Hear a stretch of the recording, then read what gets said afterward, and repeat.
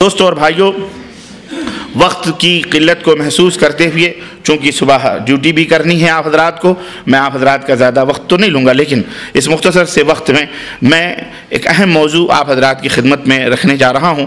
اس سے پہلے کہ میں اپنے اس موضوع میں داخل ہوں، چند باتیں گوش گزار بنیادی طور پر کر لیں۔ سب سے پہلے اپنے سوئچ آف کر لیں موبائلز جتنے بھی ہیں، تاکہ جتنی دیر بھی بیٹھیں سکون کے ساتھ بیٹھیں، نہ ہمیں ڈسٹرب ہو نہ آپ کو ڈسٹرب ہو۔ دوسری بات یہ ہے کہ آج کا جو یہ موضوع ہے یہ بڑا ہی اہم اور بڑا ہی بنیادی موضوع ہے، اور آج کا یہ موضوع جس حصے سے متعلق ہے وہ حصہ بڑا ہی حساس اور بڑا ہی ضروری حصہ ہے، یعنی عقیدہ توحید سے متعلق آج کا یہ موضوع ہے وسیلے کا۔ اس عقیدے کی صحت اور عقیدے کی درستگی اور عقیدہ صحیح ہونا چاہیے، اس میں کسی کو کوئی اختلاف نہیں ہے۔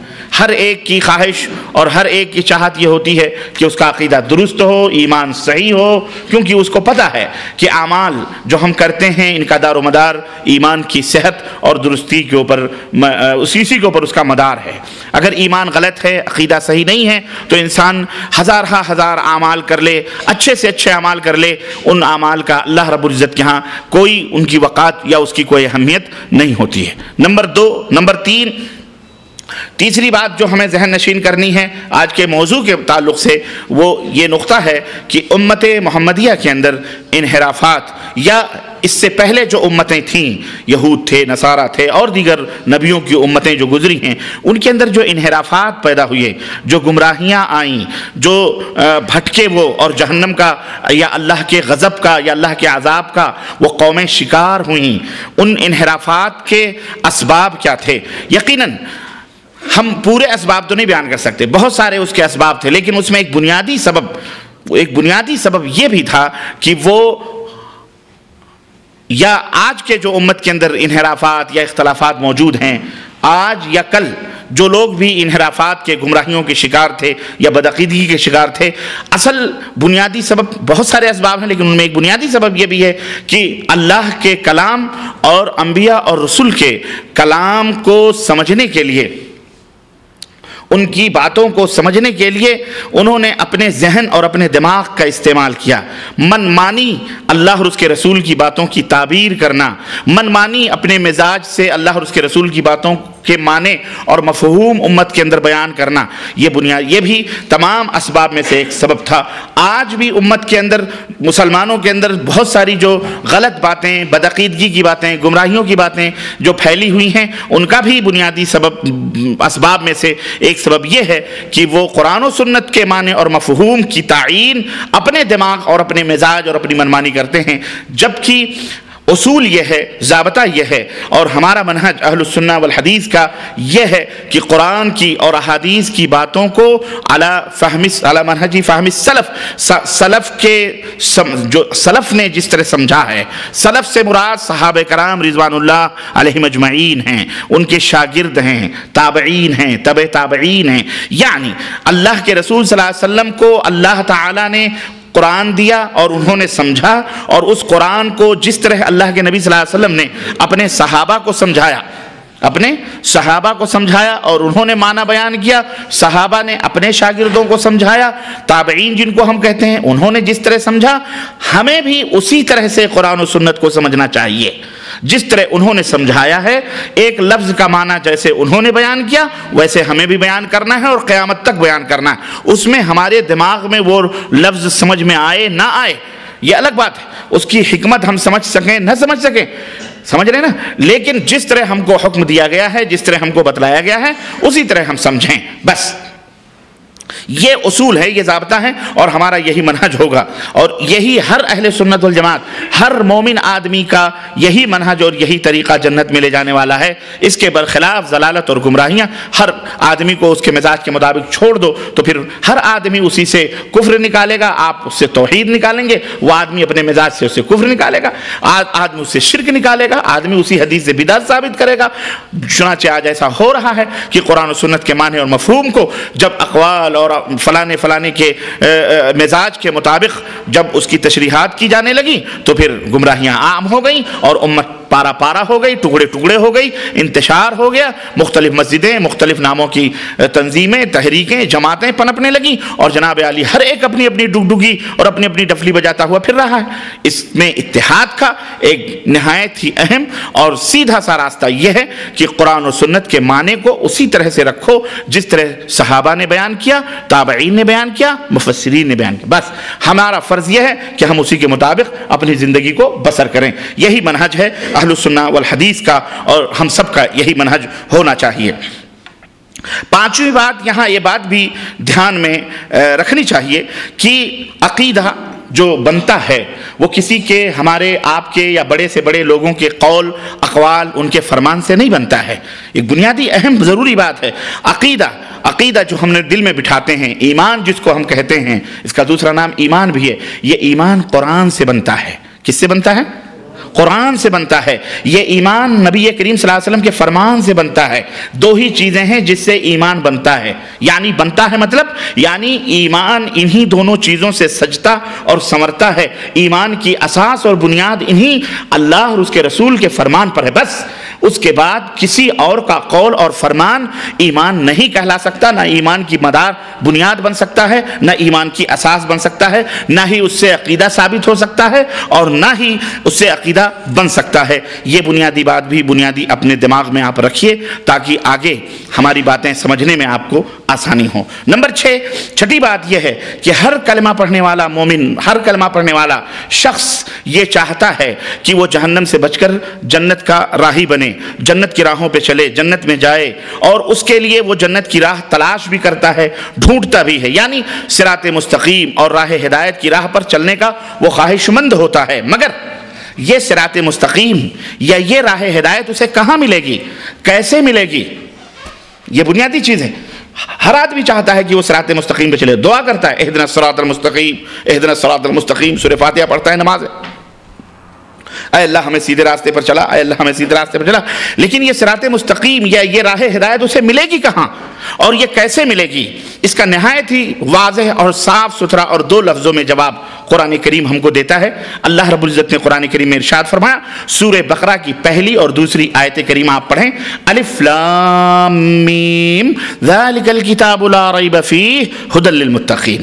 الف لام میم، اس کا معنی اللہ ہی بہتر جانتا ہے۔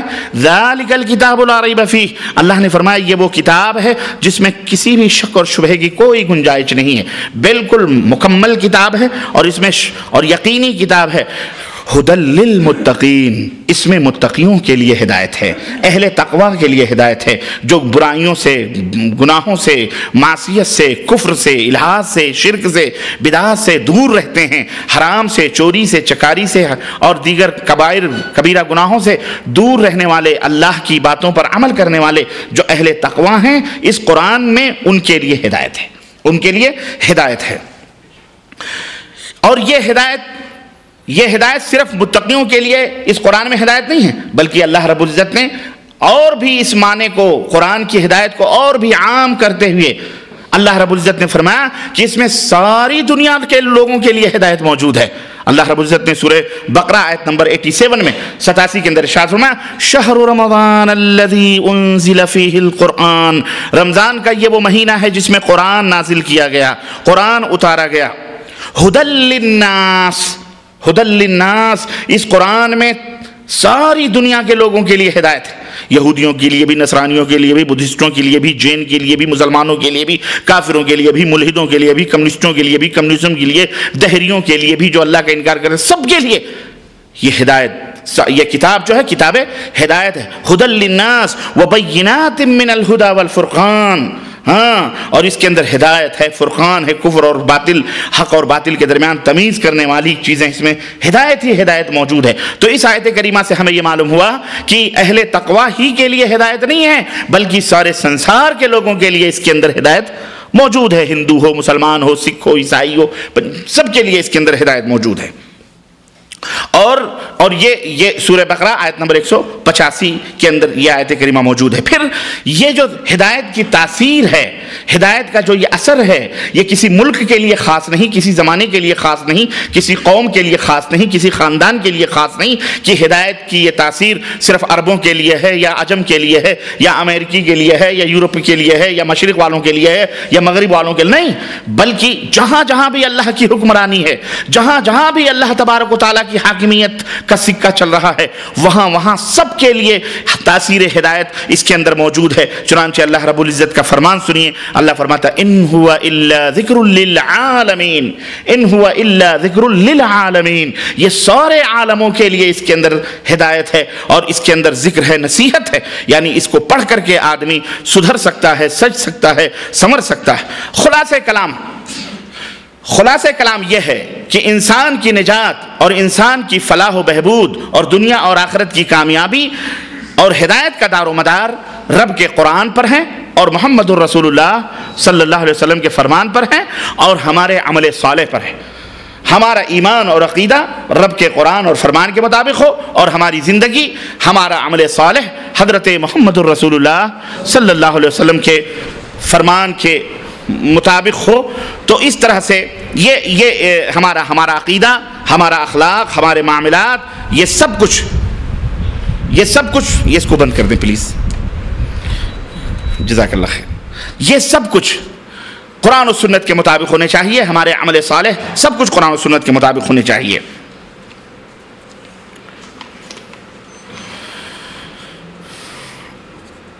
یہاں ایک بات اور بنیادی طور پر موضوع ہی سے متعلق میں آپ حضرات کی خدمت میں رکھتا چلوں، اور وہ یہ ہے، یہ بھی ہمیں دھیان میں اور خیال میں رکھنا چاہیے کہ بروز محشر قیامت کے دن اللہ رب العزت کے ہاں کسی کی ذات کتنی ہی محترم اور کتنی ہی معزز اور کتنی ہی اہم کیوں نہ ہو، اس ذات سے رشتے اور تعلقات روز محشر کسی کام نہیں آئیں گے۔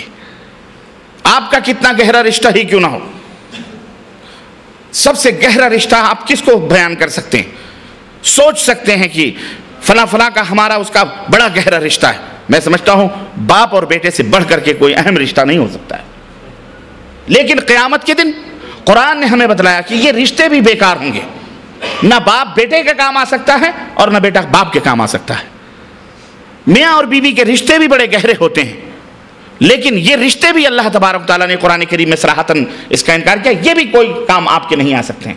چنانچہ مثال کے طور پر میں ایک دو مثالیں دے کر اپنی بات آگے بڑھاؤں گا، یہیں سے یہ بات سمجھ میں آ جاتی ہے، اور جو اگلی بات میں بتانے والا ہوں وہ واضح طور پر آپ کے ذہن میں آ جائے گی کہ جب روز محشر کوئی کسی کے کام نہیں آ سکتا، تو پھر آج ہم وسیلے کے نام پر جو کچھ بھی کر رہے ہیں یہ کہاں تک صحیح ہے اور کہاں تک درست ہے، پھر غیر کیسے ہمارے کام آ سکتا ہے۔ اولو العزم نبی، اور جس کو کہہ لیں سب سے پہلے رسول اس دنیا میں جو بھیجے گئے حضرت آدم علیہ السلام کے بعد کون تھے؟ حضرت سیدنا نوح علیہ السلام تھے۔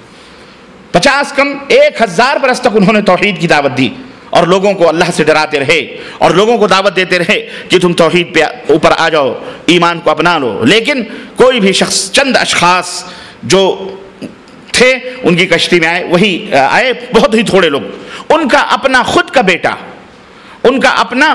بیٹا سلبی بیٹا وہ خود اپنے باپ کی دعوت کے خلاف ہو گیا اور اس نے اعلان بغاوت کیا۔ چنانچہ قرآن کریم میں اللہ رب العزت نے عذاب جب بھیجا اور حضرت نوح نے اپنے لخت جگر نور نظر اور کو دیکھا کہ وہ تھپیڑوں کی نظر ہے اور وہ لہروں کے اوپر تیر رہا اور وہ اب اور تب کا مہمان ہے، وہ جانے والا ہے۔ ایک باپ اپنے ڈوبتے ہوئے بچے کو بچانے کے لیے کوئی سہارا نہیں سوائے اللہ عز و جل کے، تو اللہ عز و جل کو آواز دیتا ہے، جسے قرآن میں اللہ رب العزت نے بیان فرمایا کہ وَنَادَى نُوحٌ رَبَّهُ فَقَالَ رَبِّ إِنَّ ابْنِي، نوح نے اپنے رب کو پکارا اور کہا اے اللہ میرا بیٹا غرق ہو رہا، من اہلی، یہ میرا اہل ہے، میرا خون ہے، میرا نور نظر، میرا لخت جگر ہے، اللہ اس کو بچا لے۔ وَإِنَّ وَعْدَكَ الْحَقُّ وَأَنْتَ أَحْكَمُ الْحَاكِمِينَ، اے اللہ تیرا وعدہ سچا ہے اور تو احکم الحاکمین ہے۔ یہ اللہ رب العزت سے حضرت نوح علیہ السلام نے سفارش کی۔ قال یا نوح، اللہ نے آواز دیا، اے نوح انہ لیس من اہلک، یہ آپ کے اہل کا نہیں ہے. یہ آپ کا ہوتا تو آپ کے اوپر ایمان لاتا.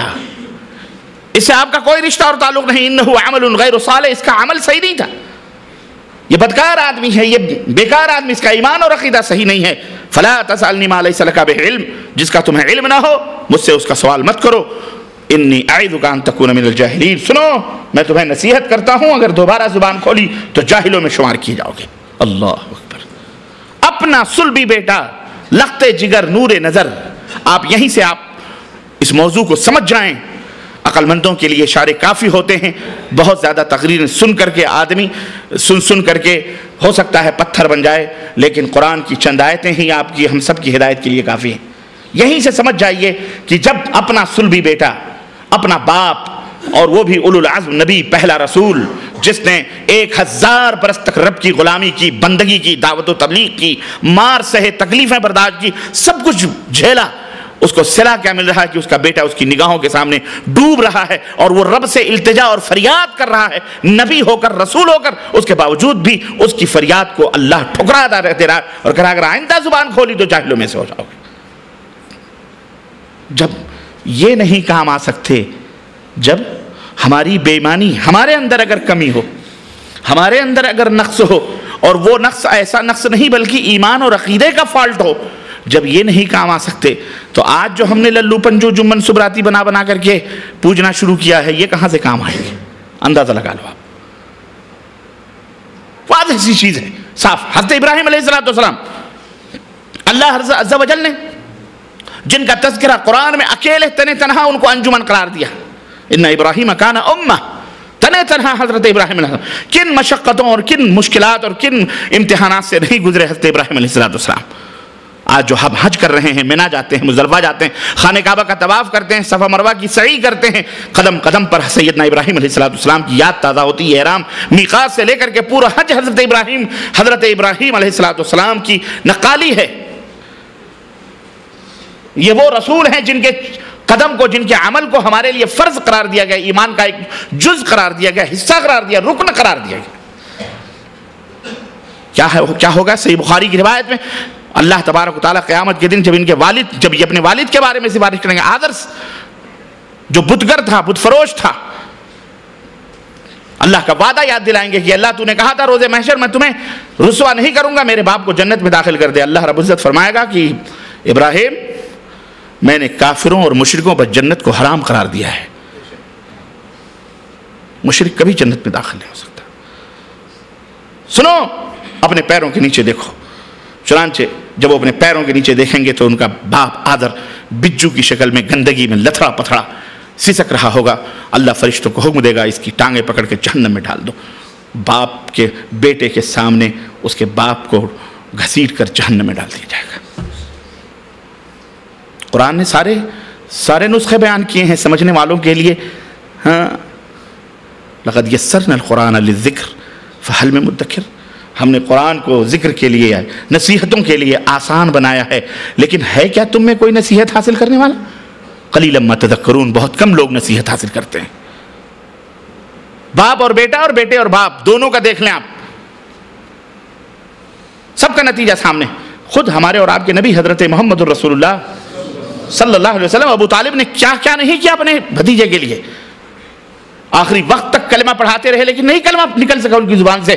انہوں نے کہا اخترت النار علی العار، میں نے جہنم میں جانا گوارا ہے، لیکن تمہاری دعوت صحیح، لیکن میں یہ نہیں سننا چاہتا میرے مرنے کے بعد کہ ابو طالب نے باپ داداؤں کے دین کو چھوڑ دیا. نبی علیہ السلام سے پوچھا گیا، بڑی خدمت کی انہوں نے آپ کی، کیا ملا ان کو؟ اللہ کے نبی صلی اللہ علیہ وسلم نے فرمایا کہ اللہ نے اتنا رحم کیا ہے، جہنم میں تو ہیں وہ، لیکن سب سے ہلکا عذاب دیا جا رہا ہے. اور سب سے ہلکا عذاب یہ ہے کہ انگار کے شولوں کے جوتے پہنائے گئے ہیں، جس کے شولے انگار کے جوتے پہنائے گئے ہیں، جس کے شولے ان کی کھوپڑیوں سے باہر نکل رہے ہیں. سب رشتے ناتے موجود ہیں، سب اعزاء اقارب، لیکن میرے بھائیوں سنو، اگر ایمان نہیں ہے صحیح تو کوئی رشتہ اور ناتا کسی کے کوئی کام آ سکتا، یاد رکھو. ہاں، اگر عمل صالح نہیں ہے تو کوئی رشتے ناتے کام آ سکتے. ہاں، یاد رکھو. یہ پتہ ہم کو کیا چلا، معلوم یہ ہوا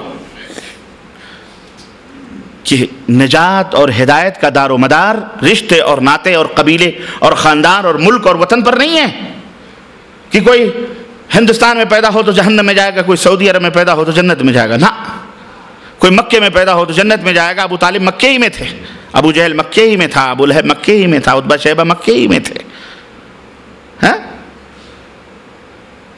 تھے کہ نہیں؟ کیا جنت میں گئے؟ یہ سارے جہنم میں گئے۔ تو زمینیں کسی کو مقدس نہیں بناتی، وہ خود کتنی مقدس کیوں نہ ہو۔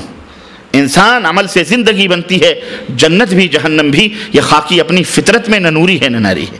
انسان کا عمل، انسان کا عقیدہ جہاں کہیں بھی رہے، پہاڑ کی چوٹی پہ بھی رہے، سمندر کے تہوں میں بیٹھا رہے، کہیں بھی اگر اس کا ایمان صحیح ہے وہ مرے گا تو انشاءاللہ اللہ اسے جنت میں داخل کرے گا۔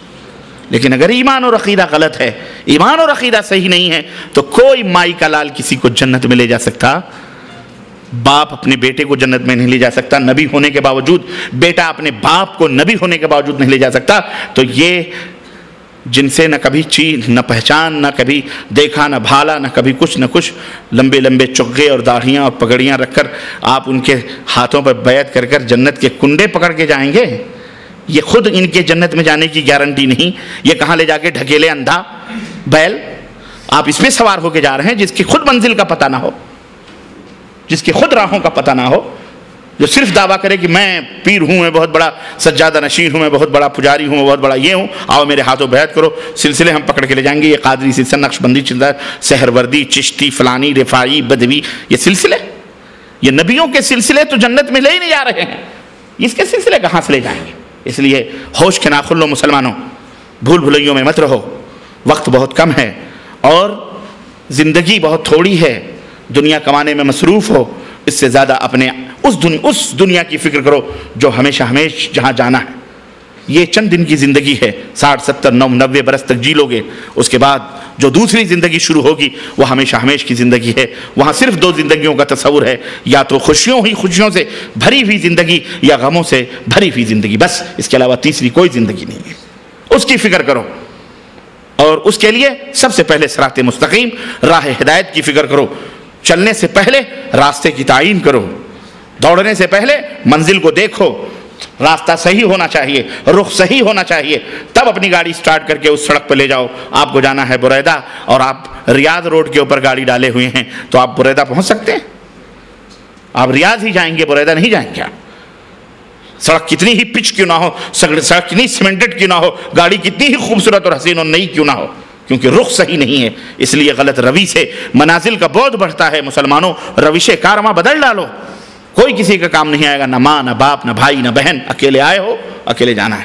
اس لیے پہلی فرصت، پہلا قدم ہمارا یہ ہونا چاہیے کہ ہمارا ایمان اور عقیدہ صحیح اور درست ہونا چاہیے، اور اس کے لیے ضرورت اس بات کی ہے کہ ہم قرآن و سنت کو اپنے سینوں میں، اپنے دلوں میں جگہ دیں، بٹھائیں، اور یہ ایمان اور یقین رکھیں۔ یہی 2 چیزیں ہیں جو نجات کے لیے نجات دلا سکتی ہیں، اس کے علاوہ کوئی نجات، کہیں سے کوئی نجات یا کوئی ہدایت کی راہ ہم کو مل سکتی؟ بولو، نہیں مل سکتی۔ یہ بنیادی طور پر نہ کوئی ملا، نہ کوئی پیر، نہ کوئی مولوی، نہ کوئی فقیر، نہ کوئی کچھ نہیں۔ یہ جو کہتے ہیں نا نگاہیں اٹھ گئیں تو ایمان کی دنیا بدل دیتے ہیں، کچھ نہیں ہوتا ہے۔ یہ خود نہیں بدلتے تو آپ کو کیا بدلیں گے؟ یہ نبی اپنے بیٹے کو جہنم میں جاتا ہوا دیکھ سکتا ہے؟ نبی نے تو اپنے بیٹے پہ نگاہ نہیں ڈالی کہ بیٹا ایمان بدل دے۔ ابو طالب مر گئے، جہنم میں گئے، اللہ کے نبی نگاہ نہیں ڈال سکتے تھے؟ بولو، یہ پدی کے شور میں نگاہ ڈالنے سے دلوں کی دنیا بدل جاتی ہے۔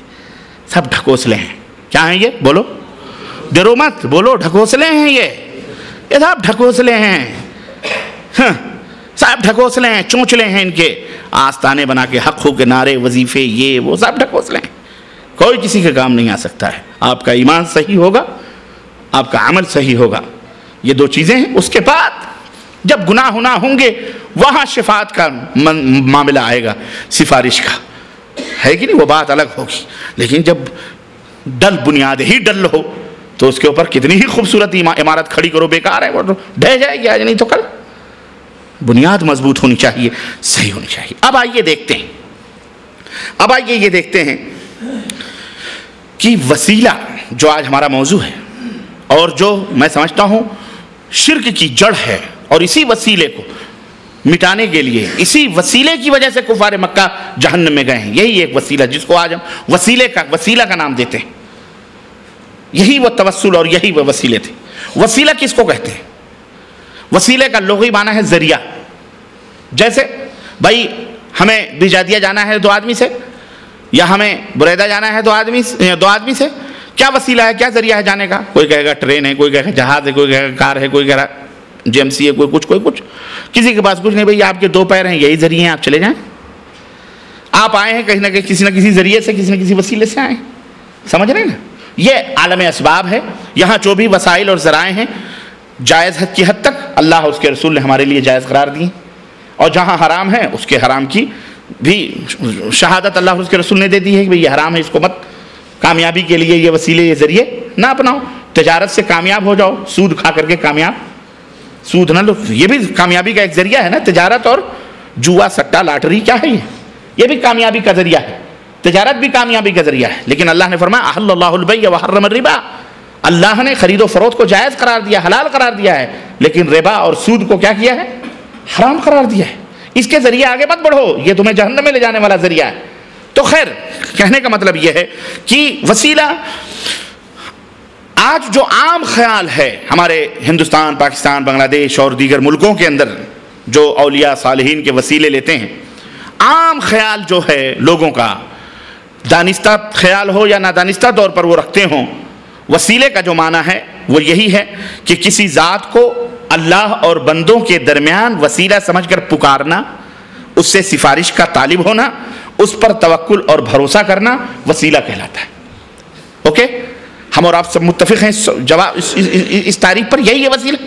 عموماً وسیلے کا جو معنی ہے، عوام ہوں یا بعض علماء ہوں جو اس کی دعوت دیتے ہیں، ان کے دماغوں میں کیا ہے کہ اللہ کے درمیان اور بندوں کے درمیان کسی ذات کو وسیلہ بنانا، اسے پکارنا، اس سے سفارش کی درخواست کرنا، اس پر توکل اور بھروسہ کرنا، یہی وسیلہ کہلاتا ہے.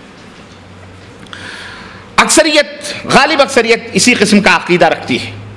لیکن ذرا اور گہرائی میں جا کر کے دیکھیں تو آپ کو معلوم ہوگا کہ وسیلہ 2 طرح کا ہے.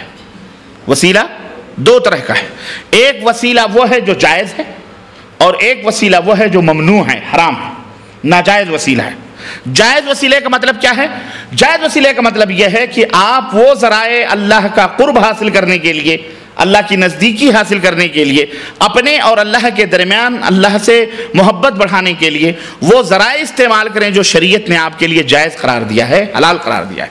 اور ممنوع اور ناجائز وسیلے کا مطلب یہ ہے کہ جس کے اوپر شریعت کی مہر ہی نہ ہو، اپنی منمانی آپ نے ذریعہ اور وسیلہ بنا لیا ہو، وہ ذریعہ ممنوع اور حرام ذریعہ کہلاتا ہے، اور اس کا شریعت میں کوئی ثبوت موجود نہیں ہے. میرے عزیزو، میرے دوستو، قرآن کریم کو اگر آپ کھنگالیں، پورے قرآن کو اگر آپ پڑھیں تو پورے قرآن کریم میں لفظ وسیلہ 2 مقام پر آیا ہوا ہے. کتنی جگہوں پہ آیا ہوا ہے؟ 2 جگہ پر. چنانچہ ایک سورہ المائدہ آیت نمبر 35 میں اللہ عز و جل نے ارشاد فرمایا، یا ایھا الذین آمنوا اتقوا اللہ، اے وہ لوگو جو ایمان لائے ہو، اللہ سے ڈرو، وابتغوا الیہ الوسیلہ، وابتغوا الیہ الوسیلہ، اور اس کا وسیلہ تلاش کرو، اس کا وسیلہ تلاش کرو، اور وجاہدوا فی سبیلہ لعلکم تفلحون، اور اس کی راہ میں جہاد کرو تاکہ تمہارا بھلا ہو، تم کامیاب ہو سکو. میں نے شروع میں آپ کو بتلایا کہ قرآن کریم کی یہ آیت ہے جس کا ترجمہ میں نے بتلایا آپ کو. اب آئیے یہ دیکھتے ہیں، میں نے شروع میں آپ کو بتلایا قرآن کو، احادیث کو اس طرح سمجھو جس طرح نبی نے سمجھایا، صحابہ کو صحابہ نے سمجھایا، تابعین کو تابعین نے، تبع تابعین کو محدثین مفسرین نے جس طرح سے قرآن کو سمجھا ہے اس طرح ہم کو سمجھنا ہے. اپنی منمانی ہمیں نہیں سمجھنی ہے. اپنی منمانی سمجھنے سے آدمی گمراہ ہو جائے گا اور غلط راہوں پہ چلا جائے گا. تو آئیے یہ دیکھتے ہیں کہ اس وسیلے کا معنی ائمہ تفاسیر نے کیا کیا ہے، تفسیر لکھنے والے ائمہ نے، اماموں نے اس کا کیا کیا. چنانچہ ان ائمہ میں سب سے بڑے امام نبی کریم صلی اللہ علیہ وسلم کے چچیرے بھائی حضرت عبداللہ ابن عباس رضی اللہ تعالیٰ. جن کو ترجمان القرآن کا خطاب اللہ کے نبی صلی اللہ علیہ وسلم نے دیا تھا، امام المفسرین ہیں یہ، نبی علیہ السلام سے قرآن کا علم انہوں نے حاصل کیا، نبی صلی اللہ علیہ وسلم کے چچیرے بھائی حضرت عبداللہ ابن عباس رضی اللہ تعالیٰ عنہ، اور اسی طرح حضرت حسن بصری، اور اسی طرح مجاہد، یہ تابعین بھی ہیں، کبار تابعین ہیں اور شاگرد بھی ہیں صحابہ کرام رضوان اللہ علیہم میں، ان کا نام خاص طور پر قابل ذکر ہے، حتیٰ کہ حضرت قتادہ رضی اللہ تعالی عنہ جو صحابی حضرت قتادہ رحمۃ اللہ علیہ یہ فرماتے ہیں کہ وسیلے کا معنی کیا ہے؟ وسیلے کا معنی کہہ رہے ہیں اے تقرب الیہ بطاعتہ والعمل بما یرضیہ، وسیلے کا معنی ہے اطاعت الہی، اللہ کی اطاعت اور اس کی مرضی کے مطابق عمل کر کے اللہ کا قرب حاصل کرو۔ وابتغوا الیہ الوسیلہ کا مطلب کیا ہے؟ ہاں، اللہ کی اطاعت کر کے، اللہ تعالیٰ کی اطاعت کر کے، اس کی مرضی کے مطابق عمل کر کے اللہ کی نزدیکی حاصل کرو، اللہ کا قرب حاصل کرو۔ سمجھ میں بات آئی کہ نہیں آئی؟ یہ کون کہتا ہے؟ حضرت قتادہ رحمۃ اللہ علیہ یہ فرماتے ہیں۔ حافظ ابن کثیر رحمۃ اللہ علیہ ان اقوال کو نقل کرنے کے بعد تمام حضرت عبداللہ ابن عباس کو کے اقوال کو، حضرت مجاہد کے اور دیگر جو ہے ان تابعین کے تبع تابعین کے اقوال کو نقل کرنے کے بعد فرماتے ہیں کہ ان ائمہ نے وسیلہ کی جو تفسیر بیان کی ہے، اس میں علماء تفسیر کا قطعاً کہیں کوئی اختلاف نہیں ہے، سب اس بات پر متفق ہیں کہ اللہ عز و جل کی اطاعت اور فرمانبرداری کر کے کیا کرو؟ اللہ کا قرب اور اللہ کی نزدیکی حاصل کرو۔ یہ ہے وسیلے کا معنی۔ اس کو میں اس لیے اچھی طرح سے آپ کو سمجھا رہا ہوں تاکہ وہ معنی آپ کے ذہن میں نہ رہے جو عوام کے دماغوں میں ہے کہ اپنے اور اللہ کے درمیان کسی ہستی کو وسیلہ اور ذریعہ بنا کر پکارا جائے، سفارش کی جائے، اور پکارا جائے، سفارش کی جائے، اس پر بھروسہ کیا جائے، یہ معنی نہیں ہے۔ مفسرین نے وسیلے کا معنی کیا بیان فرمایا؟ اللہ کی اطاعت کر کے، اللہ کی بندگی کر کے اور عمل صالح کر کے اللہ کا قرب حاصل کرو۔ دوسری جگہ جو قرآن کریم میں وسیلے کا لفظ آیا ہے وہ سورہ اسراء آیت نمبر 57 یعنی 57، اللہ رب العزت نے فرمایا اولئک الذین یدعون یبتغون الی ربہم الوسیلۃ ایہم اقرب ویرجون رحمتہ ویخافون عذابہ ان عذاب ربک کان محذورا۔ جنہیں، ترجمہ سنو، جنہیں یہ لوگ پکارتے ہیں وہ خود اپنے رب کے تقرب کی جستجو میں رہتے ہیں۔ جنہیں یہ لوگ پکارتے ہیں اپنی مدد، وہ بیچارے خود اپنے رب کی قربت حاصل کرنے کی تلاش اور جستجو میں رہتے ہیں کہ ان میں کون زیادہ اللہ سے نزدیک ہو جائے۔ وہ خود اس کی رحمت کی امید رکھتے ہیں اور اللہ کے عذاب سے خوف زدہ رہتے ہیں۔ تیرے رب کا عذاب واقعی ڈرنے کی چیز ہے۔ ترجمہ ختم ہوا۔ اس آیت کریمہ میں جو لفظ وسیلہ آیا ہوا ہے اس کا بھی وہی مفہوم ہے جو ابھی پچھلی آیت کے حوالے سے آپ نے سماعت فرمایا۔ چنانچہ جلالین یہ مارکۃ الاعلیٰ تفسیر ہے اور ہر مدارس میں علماء کو، طلباء کو پڑھائی جاتی ہے۔ اس میں الوسیلہ کی تفسیر کرتے ہوئے انہوں نے کیا کہا؟ القربۃ بالطاعہ کے لفظ سے یہ وسیلہ کا معنی بیان کیا ہے، یعنی طاعت اور فرما برداری کے ذریعے اللہ کا قرب حاصل کرنا، طاعت اور فرما برداری کے ذریعے اللہ کی نزدیکی حاصل کرنا۔ علامہ اسماعیل حقی حنفی رحمۃ اللہ علیہ نے بھی وسیلے کی یہی تفسیر بیان کی ہے کہ القربۃ بالطاعۃ والعبادہ، طاعت اور عبادت کے ذریعے سے اللہ رب العزت کا قرب حاصل کیا جائے۔ قرآن مجید میں یہ لفظ وسیلہ صرف انہی دو مقامات پر وارد ہوا ہے اور ان دونوں جگہوں پر ایک ہی معنی اور ایک ہی مفہوم ان دونوں جگہوں پر آیا ہوا ہے، یعنی عبادات اور تقوی اور نیکیاں اور عمل صالح اور حرام چیزوں اور فحش چیزوں سے اجتناب کر کے اللہ عز و جل کا قرب حاصل کرنا، درجات حاصل کرنا، اللہ سے اللہ کی طرف بلندی کی طرف نزدیکی حاصل کرنا۔ تو یہ ایسی چیز ہے، یہ ایسا معنی ہے جس کے اوپر تمام مفسرین اہل السنہ والجماعہ کا اتفاق ہے اور یہی وسیلے کا معنی ہے۔ البتہ یہ لفظ حدیث شریف میں بھی ایک جگہ آیا ہوا ہے، لیکن حدیث میں یہ لفظ آیا ہے لیکن اس معنی میں نہیں آیا ہے جس معنی میں قرآن میں آیا ہے۔ چنانچہ آپ سب کو معلوم ہے وہ حدیث، ابھی میں پڑھوں گا، آپ کہیں گے ہاں یہی ہے وہ حدیث۔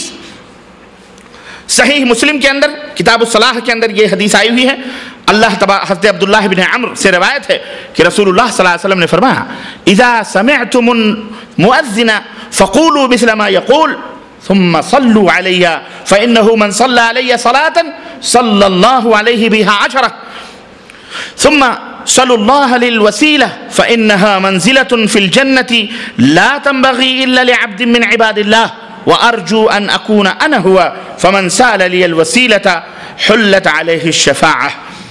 اللہ کے نبی صلی اللہ علیہ وسلم فرمایا جب تم مؤذن کی آواز سنو تو انہی الفاظ کو تم بھی دہراؤ، یعنی مؤذن اگر یہ کہتا ہے اللہ اکبر تو تم بھی کیا کہو؟ اللہ اکبر کہو۔ مؤذن کہے اشہد ان لا الہ الا اللہ تو تم بھی کیا کہو؟ اشہد ان لا الہ الا اللہ۔ ہمارے یہاں اس کو چینج بھی کیا گیا ہے، ہمارے یہاں جب اللہ اکبر کہتے ہیں تو دو لوگ کہتے ہیں جل جلالہ جل ثناہ اور پتہ نہیں کیا کرتے ہیں، اور جب کہتا ہے اشہد ان لا الہ الا اللہ تو اس پر بھی پتہ نہیں کیا کہتے ہیں۔ جب اشہد ان محمد رسول اللہ کہتا ہے تو بجائے اشہد ان محمد رسول اللہ کے صلی اللہ علیہ وسلم اور پھر انگوٹھا چومتے ہیں، ہے نا؟ ہمارے یہاں یہ چیزیں جاری ہیں۔ اللہ کے رسول کا فرمان سنو، اللہ کے نبی صلی اللہ علیہ وسلم صحیح مسلم کی حدیث کہ قولوا مثل ما یقول المؤذن، اسی طرح کہو اسی طرح تم بھی دہراؤ جس طرح مؤذن دہراتا ہے، مؤذن کہتا ہے۔ پھر جب مؤذن اذان ختم کر لے تو پھر میرے اوپر درود بھیجو، میرے اوپر درود بھیجو۔ پھر درود بھیجنے کے بعد اللہ تعالیٰ سے میرے لیے وسیلہ مانگو، اللہ تعالیٰ سے میرے لیے وسیلہ مانگو۔ کیوں؟ وسیلہ ایک بلند مقام ہے جو اللہ کے صرف ایک ہی بندے کے لیے مناسب ہے، اور میں امید رکھتا ہوں کہ وہ بندہ میں ہی ہوں۔ تو جو شخص میرے لیے اللہ سے وسیلے کی دعا کرے گا اس کے لیے میری شفاعت حلال ہو جائے گی، ثابت ہو جائے گی۔ اس حدیث پاک میں جو وسیلے کا لفظ وارد ہوا ہے وہ قرآن میں جو وسیلہ آیا ہوا ہے اس سے مختلف ہے، اس سے مختلف ہے۔ لیکن یہاں اب آپ کہیں گے وہ وسیلہ وہ کیسے ہے؟ وہ حدیث پاک اللہ کے رسول صلی اللہ علیہ وسلم فرمایا کہ اذان کے بعد جب آپ اذان کی آواز سنیں تو کیا کہیں؟ اللہم اذان جب ختم ہو جائے تو کہیں اللہم صلی علی محمد وعلی آل محمد کما صلیت علی ابراہیم وعلی آل ابراہیم انک حمید مجید، اللہم بارک علی محمد وعلی آل محمد کما بارکت علی ابراہیم وعلی آل ابراہیم انک حمید مجید، اللہم رب هذه الدعوة التامة والصلاة القائمة آتی محمدا الوسیلہ۔ آتی، ہاں یہ ہے مانگنا، اے اللہ میرے نبی محمد صلی اللہ علیہ وسلم کو مقام وسیلہ عطا فرما، مقام آت محمد الوسیلہ وبعثہ مقاما محمودا الذی وعدتہ، اور میرے نبی کو مقام محمود عطا فرما جس کا اے اللہ آپ نے وعدہ کیا ہے۔ تو اللہ کے نبی صلی اللہ علیہ وسلم فرماتے ہیں جو شخص یہ دعا پڑھے گا اذان کے بعد، میرے اوپر درود پڑھے گا، اس کے بعد یہ دعا پڑھے گا، ایسے شخص کے لیے قیامت کے دن میری شفاعت حلال ہو جائے گی۔ تو ہم کو چاہیے کہ اس کا التزام کریں کہ اذان سننے کے بعد اپنے نبی پر درود بھیجیں اور اس کے بعد یہ دعا پڑھیں، ٹھیک ہے؟ میرے عزیزو، میرے دوستو اور بھائیو، یہ وسیلے کے چند مفاہیم اور معنی تھے۔ اب آئیے وسیلہ، اب ہماری جو بحث ہے، ہماری جو گفتگو اس وسیلے پر نہیں ہے جو اذان میں ہم اللہ کے نبی صلی اللہ علیہ وسلم سے مانگتے ہیں۔ ہمیں واضح ہو گیا کہ وسیلہ ایک بلند مقام ہے جس کے لیے اللہ کے نبی نے ہمیں اپنی امت کو یہ تعلیم دی ہے کہ وہ اللہ تعالیٰ سے میرے لیے مانگو۔ یہ وسیلہ وہ وسیلہ نہیں ہے جو قرآن میں اللہ تبارک تعالیٰ نے ہمیں کہا ہے کہ وہ وسیلہ ڈھونڈو، یعنی اللہ کا قرب حاصل کرنے کے لیے، نزدیکی حاصل کرنے کے لیے، سمجھ رہے ہیں؟ اللہ سے ذریعہ حاصل کرو، یعنی طاعت اور اللہ کی فرما برداری کر کے وہ ذریعہ اللہ کا قرب حاصل کرو۔ وسیلے کی ضرورت بندے کو کیوں پڑتی ہے؟ کیوں پڑی آخر؟ اصل میں وجہ یہ ہے کہ بندہ ضعیف ہے، کمزور ہے، لاچار ہے، مجبور ہے، کوئی بھی لمحہ وہ اللہ کے فضل و کرم سے بے نیاز نہیں ہو سکتا، ہمیشہ وہ محتاج ہے اپنے رب کا، اپنے مالک کا۔ چنانچہ حدیث قدسی میں اللہ کے رسول صلی اللہ علیہ وسلم فرماتے ہیں کہ ارشاد باری تعالیٰ ہے کہ یا عبادی کلکم ضال الا من ہدیتہ فاستہدونی اہدکم، یا عبادی کلکم جائع الا من اطعمتہ فاستطعمونی اطعمکم، یا عبادی کلکم عار الا من کسوتہ فاستکسونی اکسکم، اللہ کے رسول صلی اللہ علیہ وسلم فرماتے ہیں کہ اللہ تعالیٰ کا فرمان ہے کہ اے میرے بندو تم سب کے سب گمراہ ہو سوائے اس شخص کے جسے میں ہدایت دوں. تم سب کے سب گمراہ ہو سوائے اس شخص کے جسے میں ہدایت دوں، اس لیے اے میرے بندو تم مجھ سے ہدایت طلب کرو، میں تمہیں ہدایت دوں گا. اے میرے بندو تم سب کے سب بھوکے ہو سوائے اس شخص کے جسے میں کھلاؤں، اس لیے مجھ سے کھانا طلب کرو، میں تمہیں کھلاؤں گا، میں تمہیں کھلاؤں گا. اے میرے بندو تم سب کے سب ننگے ہو سوائے اس شخص کے جسے میں کپڑا پہنا دوں، اس لیے کپڑا بھی مانگنا ہے تو مجھ سے مانگو، کپڑا بھی مانگنا ہے مجھ سے مانگو، میں تمہیں کپڑا پہناؤں گا. اللہ اکبر. یہ حدیث قدسی ہے. یہ اللہ کے رسول صلی اللہ علیہ وسلم ان تمام ضرورتوں کے علاوہ کپڑا، کھانا پینا، جب اللہ کے محتاج ہیں ہم اور اللہ ہی ہم کو دینے والا ہے، ہدایت سے لے کر کھانا پینا کپڑا سب کچھ، میرے بھائیوں ان تمام ضرورتوں کے علاوہ بھی بہت ساری ایسی ضرورتیں ہیں جس میں انسان ضعیف ہے، کمزور ہے. زندگی کے اندر متعدد ایسی خطرناک گھاٹیاں اس کے سامنے پیش آتی ہیں جنہیں پار کرنے کے لیے وہ اللہ کی طرف اپنے ہاتھوں کو بلند کرتا ہے اور مجبور ہو جاتا ہے اپنے رب کو پکارنے کے لیے اور اللہ رب العزت سے دعا کرنا، استغفار کرتا ہے. وہ اس وقت اللہ تبارک تعالیٰ نے چنانچہ عاجز بندے کی اطمینان کے لیے اللہ تعالیٰ نے قرآن کریم میں ارشاد فرمایا امن یجیب المضطر اذا دعاہ ویکشف السوء ویجعلکم خلفاء الارض االہ مع اللہ قلیلا ما تذکرون. سورہ النمل آیت نمبر 62 62. کون ہے جو بے کس کی بے قراری کی پکار کو سن کر اس کے پکار کو سن کر اس پہ لبیک کہتا ہے؟ کون ہے جو اسے قبول کرتا ہے اور اس کی سختی کو دور کرتا ہے اور تمہیں زمین کا خلیفہ اور سردار بناتا ہے؟ کیا اللہ کے علاوہ بھی کوئی تمہارا معبود ہے؟ الہ مع اللہ، کیا اللہ کے سوا بھی تمہارا کوئی معبود ہے؟ تم بہت کم نصیحت حاصل کرتے ہو، وہ سب اللہ ہی ہے. تو اس سے معلوم ہوا کہ مضطر اور لاچار کے لیے اللہ تعالیٰ کی ذات کے سوا اس کائنات میں کوئی نہیں ہے جسے وہ مصیبتوں اور پریشانیوں کے وقت ایسی ذات کو پکارتا ہے جو صرف قادر مطلق ہے.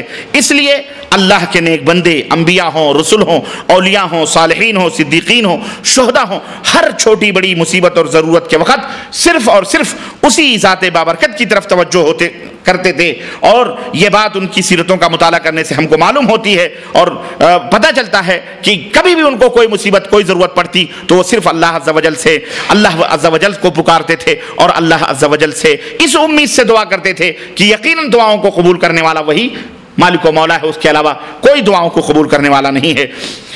تو میرے عزیزو انہی دعاؤں کی قبولیت، دعا کو قبول کروانے کے لیے وہ مختلف اللہ تعالیٰ نے ڈھنگ اور طریقے بھی بتلائیں کہ مجھ سے مانگو تو اس ڈھنگ سے مانگو. انہی آداب میں سے ایک ادب وسیلہ بھی ہے، انہی آداب دعا میں سے ایک ادب وسیلہ بھی ہے اور وہ ڈھنگ اللہ تعالیٰ نے ہم کو بتائے ہیں، وہ ادب بھی اللہ اور اس کے رسول نے ہم کو سکھلا دیے ہیں کہ اس ادب اور اس ڈھنگ سے اگر اللہ تعالیٰ سے مانگو گے تو اللہ تمہیں ضرور عطا فرمائے گا. لیکن بدقسمتی سے جہاں اور بہت ساری چیزیں عبادتوں میں ہمارے گھس گئی ہیں، شرک کے تعلق سے، بدعت کے تعلق سے، اس ادب دعا کی تعلق سے بھی بہت ساری خرافات ہمارے درمیان آ گئیں اور دعائیں جو مخ العبادہ، جو عبادت کا مخ ہیں، مغز ہیں، یا دعا ہی عبادت ہے، اس میں بھی ہم نے بہت ساری خرافات اور بہت ساری چیزیں لا کر کے گھسیڑ دیں. اس لیے نہ ہماری دعا قبول ہوتی ہے اور نہ ہی ہم دنیا میں کامیاب ہے، نہ آخرت تو اللہ ہی مالک ہے. بہت ساری بدعتیں اور بہت ساری چیزیں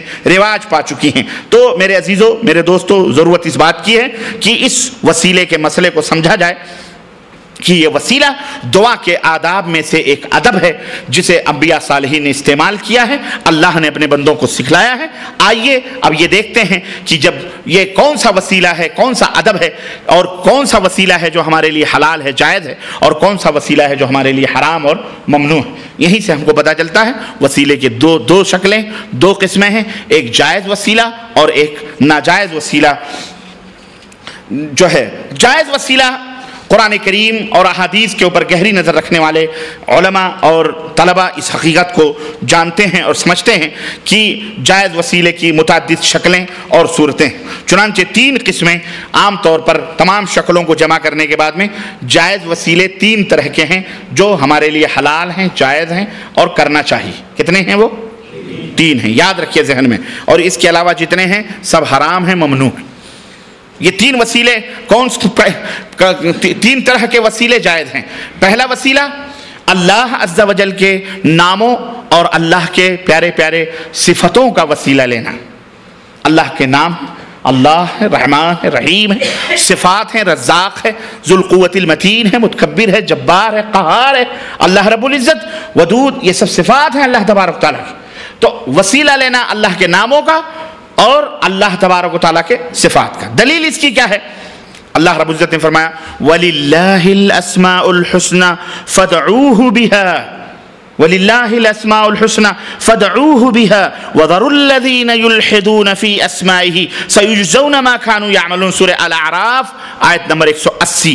اور سنو ترجمہ، اور اللہ تعالیٰ کے تمام نام اچھے ہیں، اللہ کے جتنے بھی نام ہیں، کتنے سب کیا ہیں؟ اچھے ہیں، انہی ناموں سے اسے پکارو، انہی ناموں سے اسے پکارو۔ اسی لیے بہت سارے اہل علم یہ کہتے ہیں اللہ کو ایشور کہنا، پرماتما کہنا، بھگوان کہنا یہ جائز نہیں، اللہ کو گاڈ کہنا، فلانا کہنا جائز نہیں، کیوں؟ یہ اللہ کا نام نہیں ہے۔ بلکہ بعض اہل علم کہتے ہیں خدا بھی نہیں کہنا چاہیے، کیوں؟ اس لیے کہ خدا کا لفظ یہ اللہ کے ناموں میں سے نہیں ہے۔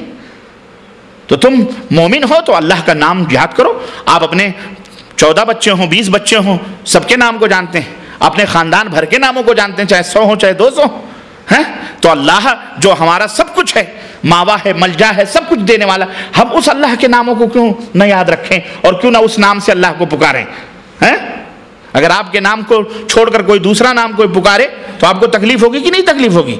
اسی لیے اپنا دیا ہوا نام نہیں، اللہ نے جو اپنے لیے اپنے نام کو منتخب کیا ہے اس نام سے اللہ کو پکارنا چاہیے۔ تو اللہ ہی کہنا چاہیے، رحمان ہی کہنا چاہیے، رحیم ہی کہنا چاہیے، اس کو خدا، گاڈ اور کیا کہتے ہیں پرماتما، ایشور، پرمیشور، فلانیہ ڈھکانیہ، بھگوان نہیں، یہ سب کافروں کے دیے ہوئے نام ہیں۔ یہ کس کے نام ہیں؟ کافروں کے دیے ہوئے نام ہیں۔ اللہ کو ان ناموں سے پکارو جو اللہ نے اپنے لیے منتخب فرمائے ہیں، ٹھیک ہے؟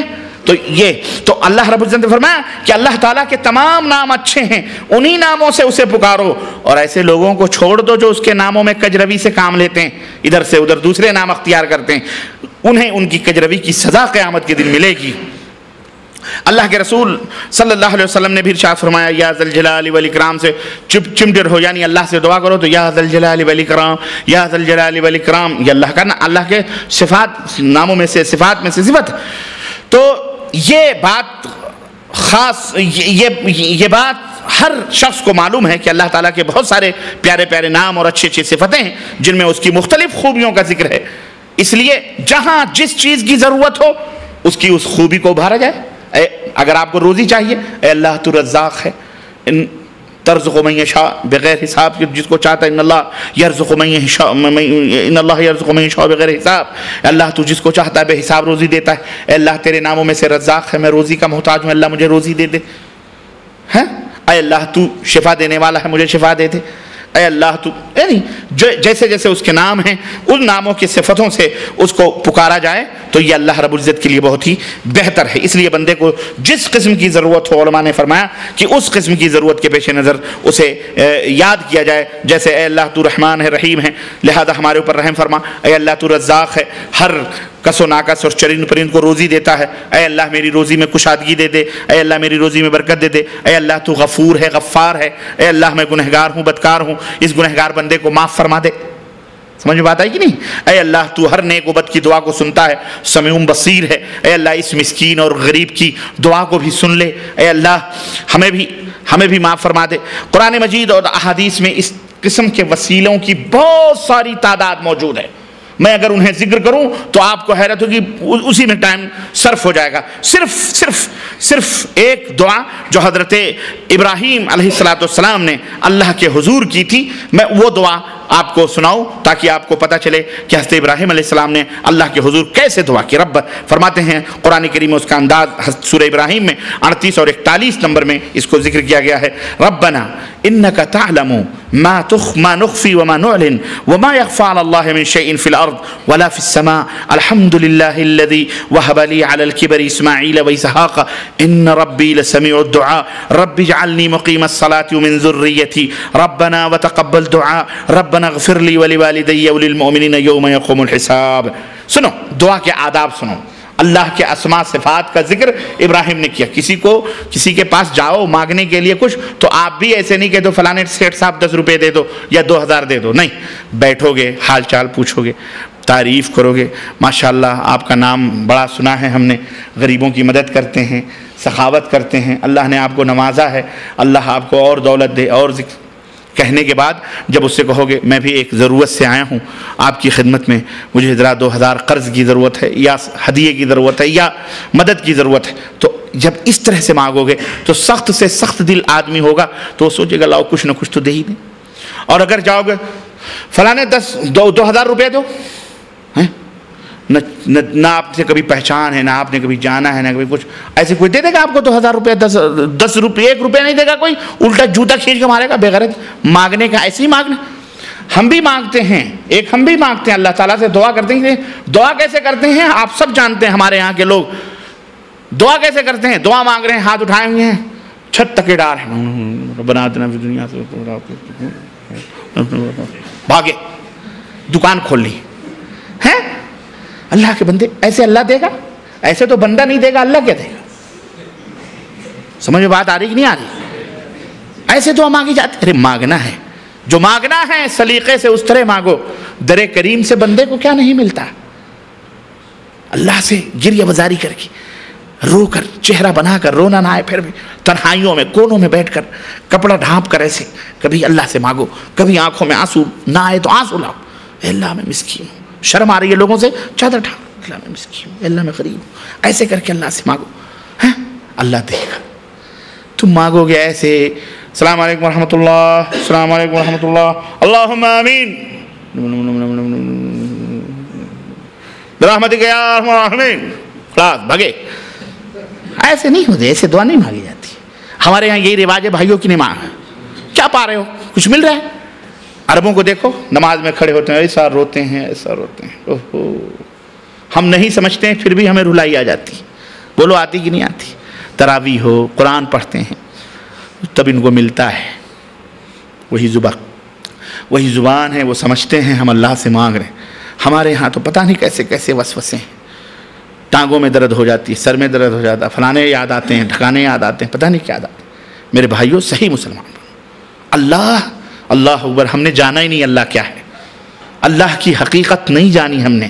اور اللہ نے قرآن میں صحیح فرمایا, وما قدر اللہ حق قدرہ, لوگوں نے اللہ کی قدر ہی نہ کی ہے. اللہ کی قدر کرتے تو یہ آج لاکھ جو درگاہ مزار بنا کے پوجتے ہو نا, یہ دنیا میں نہ رہتے. اس کی ضرورت نہیں تھی ہم کو, ہمارے لیے مسجدیں کافی تھیں. آج مسجدیں ویران ہیں, درگاہ آباد ہیں, خوب ڈیگیں, جمعرات کی 11ویں, مرغے, شیخ سدو کے بکرے, غوث پاک کا مرغا, یہ عید میلاد النبی کے جشن, یہ شب برات کے حلوے, یہ رجب کے کنڈے, یہ مزارات پہ حاضری, یہ پیٹرومیکس سے مردوں کو بلانا, اور نیاز اور فاتحے. مولوی کو کیا ہے, مولوی تو اس کا بھرتے ہی نہیں.